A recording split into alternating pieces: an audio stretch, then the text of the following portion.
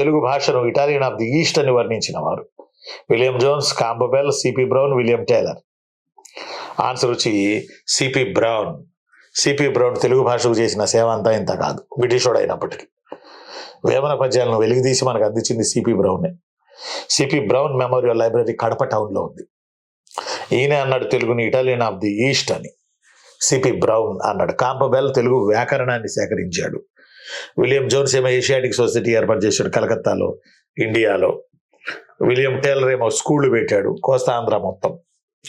Italian of the East అని ఎవరు వర్ణించారు అంటే సిపి బ్రౌన్ తెలుగుని. 14వ ప్రశ్న. మొదటి ఎస్ఆర్సి తన నివేదికను సమర్పించింది. మీకు చెప్పాను, మొదటి ఎస్ఆర్సి 1953లో ఏర్పాటు చేశారు విశాలాంధ్ర ఉద్యమంలో భాగంగా. ఇది ఎప్పుడు తన నివేదికను సబ్మిట్ చేసింది రిపోర్ట్ అంటే 1955 సెప్టెంబర్ 30. ఎప్పుడు వేసారు? 1953లో వేశారు. ఎప్పుడు తన రిపోర్ట్ని సబ్మిట్ చేసింది?